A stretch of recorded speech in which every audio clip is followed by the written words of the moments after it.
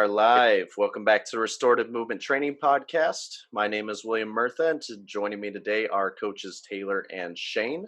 Shane, thanks for joining Taylor and I today. We're going to go ahead and open today's episode off with what your fitness industry experience has been, how you got started in it. I know we were just previously chatting a little bit about what you've been doing during quarantine for your health and fitness. So let's go ahead and take it away. So I've been trying to be as proactive as possible and creative with, just being active and working with myself as well as my clients during this time. So whether that's doing more stuff outdoors, with what's going on right now. And luckily, I'm able to do some things still in the gym as well. And I just joined a UFC gym, which is pretty much migrated most of their equipment outdoors. So it's really nice to change the pace a little bit and just in continued training and get a little vitamin D as well too, which is nice. Nice. That usually helps. What differences have you noticed for yourself or for your clients going from an indoor working facility to an outdoor working facility? Believe it or not, because it's only been 2 weeks, your environment affects everything. So where I work right now, it's in a basement. It's underneath a hospital. We're connected to a physical therapy clinic, so we're considered essential, which is how we've been able to be operational this whole time. But no offense, but I'm around a lot of old people, so so not to say my training's dialed down a little bit, but transitioning UFC, just the vibe there off the bat is different. Most people there are serious about their fitness, are also literate to a certain degree, and are training and regimen, things like that. Just the intensity is different, and just being there over the last 2 weeks, I've noticed like my training intensity also picked up because you adapt to your environment. So it's very interesting for me to acknowledge that. And don't get me wrong, I love my facility that I work at and things like that. But having the freedom to get away from work and work somewhere else and mingle with other people, like-minded people who are also passionate about fitness, it really goes a long way. So I've been connecting with a lot of influencers and fitness models and picking their brains and vice versa. So it's actually very refreshing, actually. Yeah, definitely getting that community built around you forces you to elevate your game. Taylor, how's it been having to go into those 11-mile runs, having a running partner now versus before when you were just going at it on your own? Yeah, man. Very similar to what Shane was saying. Having someone, a like-minded individual, is a game changer. I can speak from just going on those 11-mile runs, just having someone to talk to and set the pace with. It makes those 11 miles a lot less daunting than they actually are. So it's a game changer, 100%. No, I can definitely testify to what Shane's saying for sure. Yeah, no, y'all are mad, man. I hate cardio. It's terrible. So we're all in agreement. Kind of the people around you can really help build you up, force you to elevate your game. Shane, clearly you're looking jacked. So what is your fitness regimen looking like right now? Jesus, man. I'm doing crazy stuff right now, and I just finished my 8th week of intermittent fasting. So I've been doing that, and I feel like that's kind of taken my training off to another level. And I just started training also for kind of basketball again. I realized during this time how important it is to play and the mindset behind it as well. One of the things I switched before was I was a kind of a basketball snob. I only played indoors. I needed a good ball. I needed to wear my basket, the whole shebang. And understanding now that things are closed and it's probably going to be that way for a while. And I can either wait or I can take advantage and use the playgrounds that have an outdoor court and that are still, I'm outdoors, getting some sun. My dog's able to go out with me and use my shoes and my ball. And more than anything, it brings a sense of nostalgia, which is awesome. And that's how I've been doing my cardio, actually, just shooting hoops. And I think it's a great way to also loosen up the body post-workout as well. See, I can get on board with that cardio, like basketball. That I can work with. It's a distraction. That's why it's a distraction. Seriously, you mentioned it was nostalgic for you. Was your introduction into fitness through sports like basketball? To be honest, actually, yes. My fitness journey actually started when I was 19 years old. As you can imagine, I was a skinny mini, scrawny little kid, really lean. I was playing basketball pretty much since middle school. But I was at LA Fitness playing ball, and I would have guys, whether my height or a little bit taller, but more size, bigger, whether muscle, fat, whatever, they're just larger, and just punking me in the post, literally. I was the little guy, help, and And I kid you not, I hated the fact that I needed to ask for help. Like I'm like, I legit can't handle this guy. So it was literally that, like that what fueled me to gain weight and like got to get into bodybuilding. And of course, emotional triggers. I got out of a nasty breakup with my high school sweetheart of 4 years. So I had all this emotional rage and energy, and so I used it to build mass as well. So it was two big major components with me actually starting my true fitness journey. Yeah. I feel like the high school romantic relationships are always a big Kickstarter because they never end well. No. Revenge body, man. Revenge body is so real, and it definitely happened. So it was a little gratifying, So, but overall, it was good to see it translate over to basketball because 6, 7, 8 months later, obviously I didn't play as much basketball because I was trying to gain weight. I get back on the court, and I kid you not, the same guys that were backing me down, I wasn't going anywhere. I'm like, oh my God, it's working. But I had more weight. I was a lot slower. I couldn't jump as high anymore. So I was like, oh, I got to adjust to this new weight a little bit, So, but no, it was definitely nourishing and nice to see that, my hard work actually translated to what my goal was, to be able to stand my ground. And I was able to do that, which was really nice. Sweet. So started off sports, transitioned a little bit more to weightlifting. When did you make the conversion going from an athlete and competitor to a coach? It was quite the journey, to be honest. Me, it was more exploring different avenues of fitness. I was very active, as you can imagine, doing weights, playing basketball, and especially basketball. It's a hell of a dangerous sport, and I started acquiring a lot of injuries, and that's why I got into more rehab type of training and more physical therapy. Became a physical therapy aide for 3 years, and wanted to dive down that avenue of rehabilitation. And as I got deeper into the field, I realized my passion really was for fitness. Like I wanted to bridge the gap and take what I learned from rehab and apply it to my application of all the training I already had at LA Fitness as well. And that's where I took the leap, got certified in NASM, and put my application for Equinox, and the rest is history. Perfect. Yeah. Nice. So what differences did you notice going from, obviously you're an athlete, you're competitive, you were training in that manner, to being a physical therapy aide? It's like you said, you mentioned you work with a lot of elderly people. What are the differences that you've observed between how you train yourself versus how you train somebody in that position? It's all going to be based on obviously their goals, what injury track record, their history of injuries, what their potential goal is overall, and with all my different I guess modalities I've learned over the years, I've been able to like see the body and movement in a different like lens. It's kind of hard to explain, and a lot of that is a testament to the rehab 3 years of being a PTA that I'm able to apply to all the other certs I've gained over the last couple of years. And it's only more than anything solidified me to really dial in movement. Everyone talks about fitness and weights and, gains, losing weight, gaining mass, it's all weights. And to a certain degree it is, but in my understanding now, an evolution of fitness and healthy lifestyle, it's more about quality of movement. And these movements we're doing, whether it's compound lifts, even accessory work, it's all still about quality of the movement as well too. So as long as we can keep that with, relatively, progressive overloading or whatever our goals may be, I realize that's truly what you want to aim for to have sustainability. I think a lot of people are starting to recognize that too, especially even in the physical therapy world, because you'd have so many people come through with these serious injuries, and they do need those extremely minor exercises to rehabilitate those specific injuries. But once the treatment was done and there wasn't the carryover to compound movements and that sort of stuff, like you mentioned, you'd see a rather high like re-injury rate or just the client's health going downhill. So I think combining all those facets of fitness has been huge, like you've mentioned. Speaking Absolutely. Of certifications, though, Taylor, any updates on your strength and conditioning? Ooh. No. Oh, yes, no. Just been hacking away at it during this quarantine. Haven't selected a test date yet. Kind of, waiting to see what the schedule is going to be like the next month, in regards to clients and work and whatnot. But hacking away slowly but surely.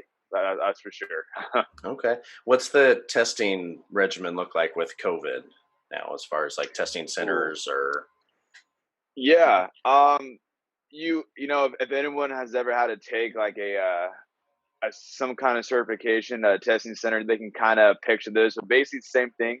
Having a computer in front of you with a nice little big plastic screen on the keyboards, and you know, each testing center is different. But the one I've looked at is they require not only a mask, but you wear gloves as well. Oh So wow. to double the protection.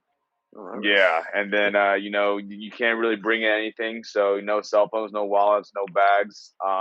Whereas if you did bring them in pre-COVID, they store them away for you, but now you can't bring anything in. So hopefully it's not a hot day, or else your phone's gonna overheat. Dude, it's friggin' toasty right now down here. It's ridiculous. Yeah. But just show up wearing a it is. hazmat suit, make everyone panic, then you'll have all the like peace and quiet that you need for the test. Be perfect. Exactly. You'll be golden. You'll be golden. Awesome. All right, so it sounds like you both are making huge strides as far as education is concerned. And Shane, when you're educating your clients, what are your go-to top 3 pieces of fitness advice? For me, I'm huge on mindset and intention. So I always, through to our fitness journey, we hit peaks and highs and lows, and I want to make sure that, understanding that there's never as much as we want a gradual progression, there's going to be little dips along, little speed bumps, as I like to call them, and that's completely normal, and it's kind of how we bounce back from that as well too. And of course, instilling importance of nutrition and recovery as well. So making sure we're getting adequate macros, we're hydrating enough, getting good sleep as well too. And more importantly, I've been really big on, like I mentioned, the emphasis in rehab, doing things to regenerate your body, whether Epsom salt baths, icing in general, hot cold treatment, cryotherapy, anything, etc. A lot of people, and that also pertains to doing yoga and stretching, things like that as well. A lot of people focus more on, building muscle, adding tension to their body, but they don't think about the opposite of letting go of that tension so they can recover faster and get back to their goals as well. Yeah, I think that regenerative piece is a really, really interesting topic. I'm sure, as you know, there's been some new studies coming out as far as antioxidants inhibiting muscular growth, as well as ice therapies also inhibiting muscular growth. How do you balance, obviously, because you get strength, you build or building for mass, but then also trying to keep yourself loose and healthy. How do you balance your recovery methods along with the mass building? That's great that you said that. I think during this quarantine, I've taken advantage of being able to do more self-care myself. Sometimes I'm like, oh, it's too late to do an Epsom salt bath or ice, or even use my own Hypervolt or foam roll. And I catch myself using it more on the daily and taking care of my body. And to your point, and something I'm really huge with all my clients is checking in with my body. How do I feel? What's tight? What's going on? Same thing. I always check in with the person I'm working with right off the bat.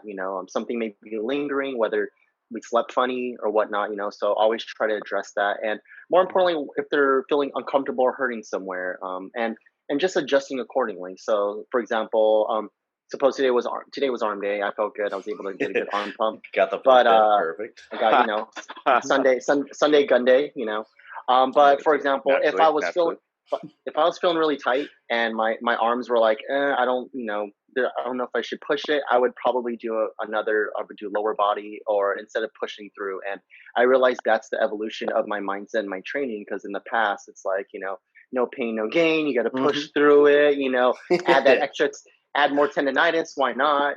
Like that. So understanding and really more importantly, listening to your body. It's an ongoing skill, and the ego, it gets in the way all the time. The mind and the body are not always on the same page. Yeah.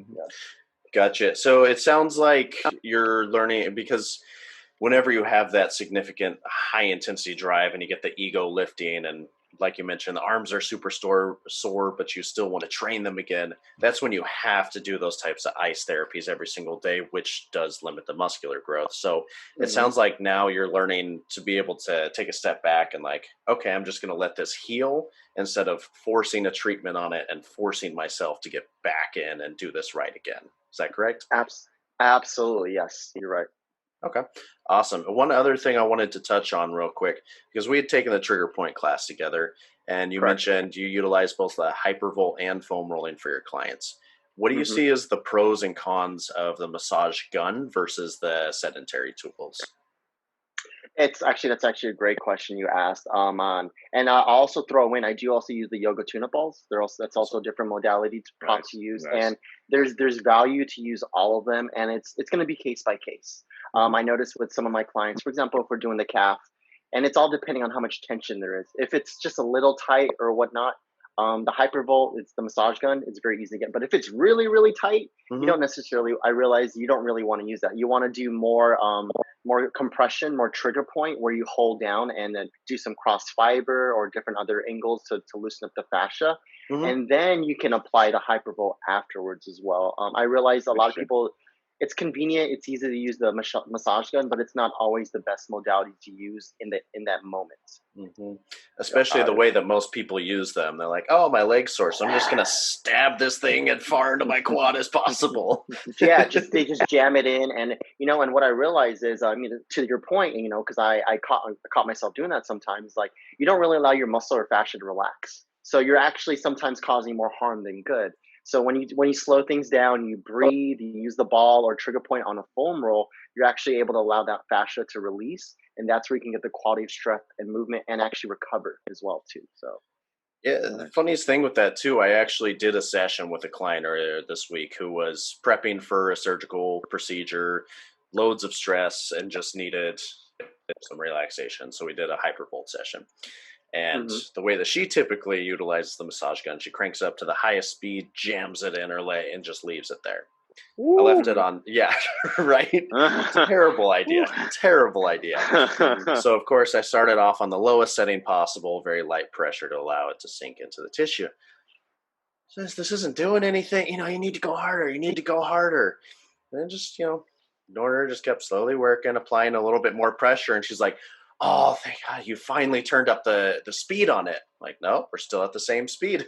And it was just mind boggling to her that by taking the yeah. time to allow the fascia to relax and sink the gun in versus just jamming hmm it in, felt Changes significantly everything. better. Yeah, Absolutely. crazy. Nice.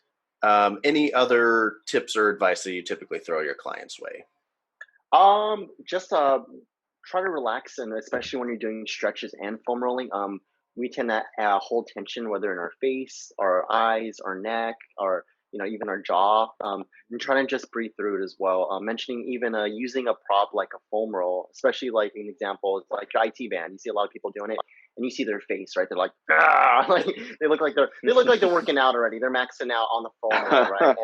And Hmm. one that doesn't look real uncomfortable, which it isn't for a lot of people. But if you ease off a little bit and adjust your intensity, and maybe slowly add compression, or maybe you can start off with a foam, the foam pad rather than a trigger point one, and then Hmm. slowly progress that way. I notice greater success. There's times where I'll actually switch a trigger point foam roll to a more softer one, Hmm. and believe it or not, to Will's point, how he was mentioning the lower intensity, it's actually a lot better for your body. So just coaching most of our clients to slow things down a little bit more, be a little bit more patient with their body as well.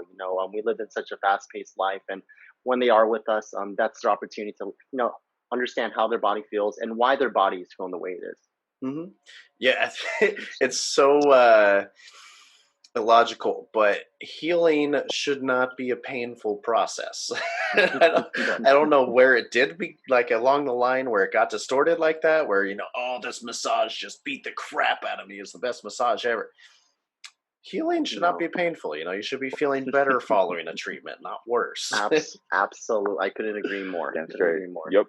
Perfect. We'll go ahead and utilize that for a transition point. I know Taylor, you had some interesting Instagram submitted Q&As for this week. So let you I go ahead and take did. over and see I what we did. got. Yeah, yeah, yeah. So this let me pop up real fast. Don't want to butcher the question. So this individual is just curious for the best methods to lose fat and gain muscle. Shane, we'll let you tackle this first. What are your thoughts on that question? I mean, it's going to be obviously progressive overload with weight training, for it to build muscle Okay. mass and hypertrophy, and it's nutrition, especially when you want to try and gain, influx in protein, carbs, especially, and a good fat. So, I feel like tracking your nutrition is even more important when you're trying to gain weight opposed to losing weight, in my opinion. Gotcha. Okay. You mentioned progressive overload, and I know Will and we know what that is, but for the viewers who may not know, what is Mm-hmm. your best dumbed down definition of what that means? Uh, Pretty much week by week or day by day, you slowly increase the whether load or the rep range as well too. So for example, if we're doing hypertrophy, trying to gain weight, we'll do roughly 3 to 4 sets, 8 to 12 reps. And for me, the best way to train like within that rep scheme and the set scheme is start off with a weight, do 12 reps. Next set, increase the load a little bit, 5 to 10 pounds, do 10 reps, and then you go do 8 as well, so on that way. So you're adjusting variability, and I feel like the more you're able to do that, that keeps your body in constant guessing, and you're able to maximize more results that way as well. Yep. And for those Perfect. extremely ambitious people out there who are going to take that the wrong way, why is it important to not increase your rep range and volume at the same, and weight load at the same time? I feel like it just for programming wise is a little bit easier to track as well, and also just more for just along the strength curve as well. But if your goal is truly just hypertrophy, sticking to a set range as well as load should maximize your results in the process. Mm-hmm. Yeah, and I would definitely say, for this individual that asked the question, how to best method for losing fat and gaining muscle mass, I think that really depends on where your start point is at. If we're talking a primarily obese, overweight person who has a lot more weight to lose, you need to lose the weight first before you worry about any muscle mass gain. And that's just, I never recommend any clients to go in a bulking phase if they have an above average BMI. Because it's like you're already Correct. facing a bunch of health issues. You don't need to add to it. Absolutely. With that being said, there are some cool new studies coming out that are showing that leaner individuals like us who do have training experience do have a moderate ability to simultaneously lose fat while gaining muscle mass. And that primarily comes down to the training methods utilized. The nutrition is a huge factor as well too. But, assuming you're already at a very healthy level to begin with, your nutrition more likely than not is already going to be well balanced. Right, Taylor, definitely. is there anything else that you want to add to that answers wise? No. I think anything I would say would just be, being a horse with a dead stick, or dead horse with a stick. My bad. But I 100%. It's like, wait a minute. Yeah. Wait. What? Sorry, guys. It's Sunday. But no, I would 100% agree with what Will said about depending where you're at start point wise. If you are, up on the BMI charts, then your main focus should be to lose the fat and the weight first, and then go to the muscle gain as well. But yeah, no. I guess broken down to its simplest form, the easiest way to do that is to hire an experienced coach. Definitely. Taylor, I think you had one more question that got submitted, I believe. Yeah. So same individual. This is kind of like a follow up to their question. All three of us actually have hit on the nail on the head about nutrition. This individual wants to know if keto is a good idea for this goal that they have. Yeah. Keto. Obviously, we'll talk keto plenty of times on here. So I'm gonna let Shane tackle this part first. And then Shane, I think we can kind of tie this into just like. Sorry, go on after you. No. Keto. Go ahead. Yeah, after you. Keto's a little interesting. It's the one I've tried plant-based. I've gone vegan. I've done intermittent fasting. I've tried all different types of things. Bulking, shredding. Keto is the one thing I haven't really dived into as well. I do notice a lot of individuals and clients I worked in the past who've had great success with that. And I just coach and tell people find the best nutrition that works best for you. There's some people that keto doesn't work for them that will work for others, or even intermittent or whatever nutrition that may be. And what I realize is you want to find a lifestyle or a balanced nutrition that can even implement a little bit of some other things. So it can be a little keto, it can be a little plant-based, it can be a little this and that. Whatever works best for your body, makes you feel good and helps you reach towards your goals. That's what I would definitely talk about. But keto, for sure, there's great success. For me personally, I value carbs as a high on the macro list, or as a just a macronutrient as well, and energy. Sure. And I feel like I do other things to drop and lose weight. Like I said, my intermittent fasting to stay nice and lean. So there's different strategies and different ways to go about it as well. The one thing I will criticize about keto is, you'll probably have heard testimonials of people like, oh, I'm having bacon all day. It's great, and I'm like, oh, it's high fats, high protein, and that's great. But I mean, you obviously want to still have nutrient dense and quality food. So that's my one criticism of people doing keto, is I feel like it allows them to just almost eat garbage, because it's like, okay, I can cut carbs out, but then I can eat X, Y, and Z. But X, Y, and Z is just as bad, if not worse, than you cutting out those carbs. So, Right. and it's a trip when it's actually even crazier when they do that and actually lose weight. And I'm like, oh my God, I guess it works. So, like, you're having bacon and you're losing weight? What? So. From what I've observed with the keto crowd, my main qualm with it is so many people, preach keto as the cure-all. And the majority of people you talk to never actually go into ketosis. They're following a high-fat regimen, which is fine. But they never actually go into ketosis, and then they're preaching, keto, carbs are evil. And, that's kind of like, I'm not even going to bother with a comparison. It's just not smart. But basically, there can be benefits to a high-fat diet, especially depending upon your lifestyle.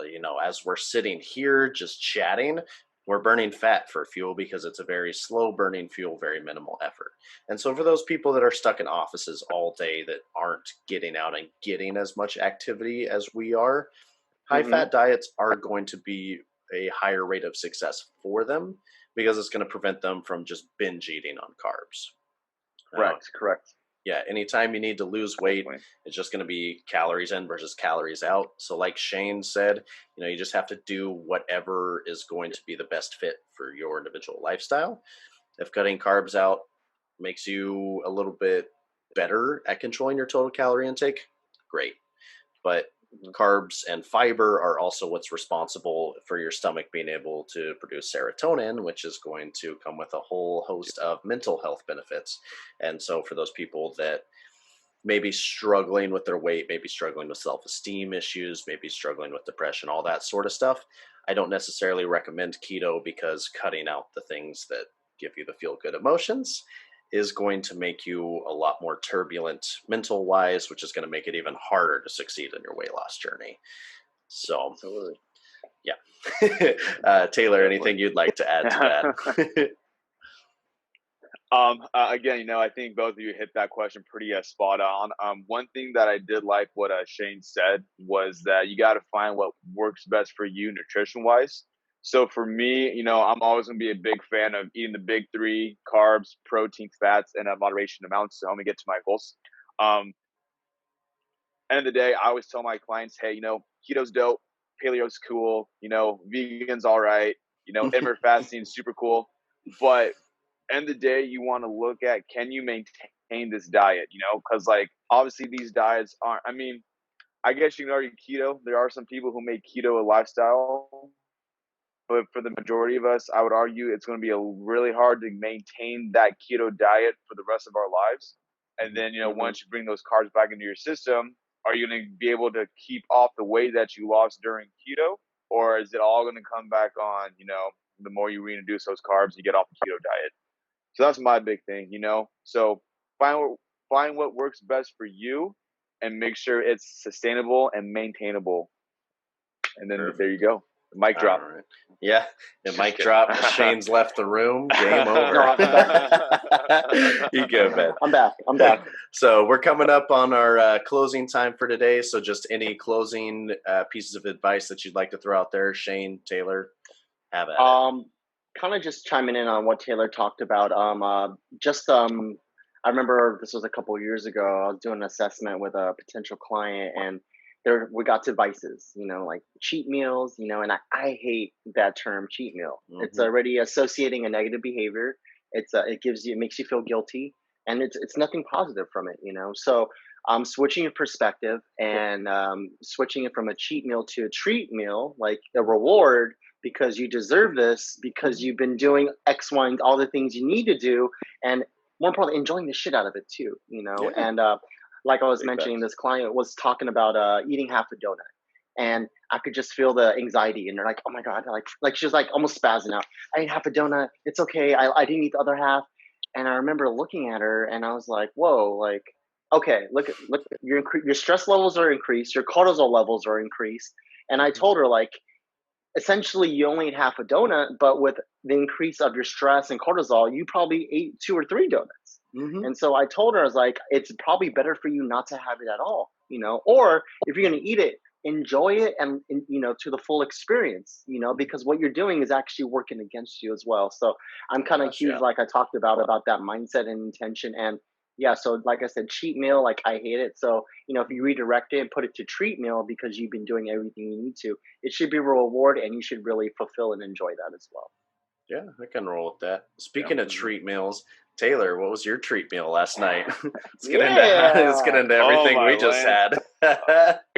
Oh my Lanta, dude! Where do I start, man? It all started with the homemade garlic bread. No, no. I think that was the start. Yeah, dude. Oh my Lanta. Yeah, I should say that I've sworn off sweets, not for any bad reason, just for my own personal reasons. But man, our one of our Will and I mutual friends brought over a nice big box of Krispy Kreme donuts. Another friend brought up some cookies and ice cream, and woo! Bet it was a good night for me last night. Let me tell you guys. Okay. The best part with that, so I had, let's see, I mean, chips and salsa, 5 pieces of garlic bread, had the like freaking little meat platter, cookies, cheese, cookies and ice cream, 5 donuts, tri-tip sandwich, rice, potatoes. Like it just, dude. I'll tell you what. It was a good night last night, to say the least. Yeah, I woke up leaner than I have been in weeks because I've been in a caloric deficit for 2 months now. So my body feels super strong. I'm woke up leaner after eating all that. So that's crazy. It's good. Yeah, it's crazy, man. For the carbs make you fat people. No, exactly. No. It's too much carbs. Too much carbs is what makes you fat. That's the problem. So yeah, if I had that meal every night the rest of the week, then I'd be having an issue. But exactly. On there. All right. Well, I think that was a perfect thing to close out on. Shane, I appreciate you hopping on for today. So always, we'll see if we can get you back on another time. Good. Absolutely. Thanks for having me, guys. Appreciate it. Absolutely.